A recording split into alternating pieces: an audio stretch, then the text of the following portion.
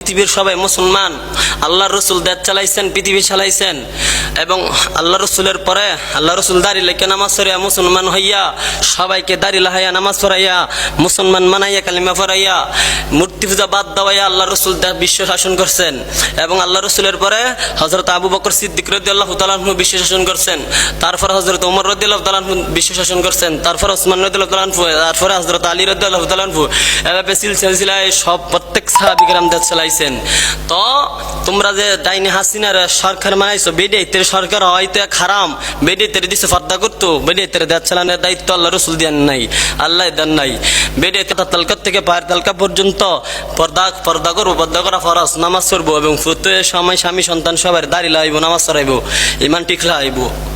তো বিপরীত করার পরে বেডিয়াইতের কথা হইনা যে চলবো, দুনিয়াতে হোক আর পরকালে হোক, সে মাইজ্ঞা যে বেডিয়াইতের কথা হইনা দাড়ি লাগবো না, যে বেডিয়াইতের কথা হইনা নামাজ পড়বো না, সেও জাহান্নামী, সে বউ জাহান্নামী।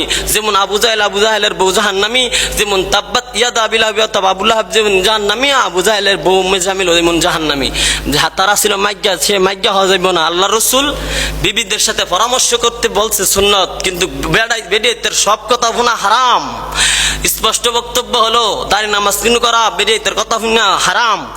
স্পষ্ট বক্তব্য হলো দেশের সরকার একমাত্র আল্লাহ রসুল যেমন দাড়ি লেখা নামাজ পড়া মুসলমান দেশের সরকারগিরি করছেন, বিশ্বের সরকারগিরি করছেন, বিশ্ব শাসন করছেন, দেশ শাসন করছেন, ঠিক এমন ভাবে ইন্নাল উলামা ওয়ারাসাতুল আম্বিয়া, আল্লাহ নবীজির ওয়ারিস, দাড়িওয়ালা নামাজওয়ালা কালিমাওয়ালা হুজুর রই বাংলাদেশ এবং বিশ্ব শাসন করব, বাংলাদেশ এবং বিশ্ব শাসন করব ইনশাআল্লাহ তাআলা।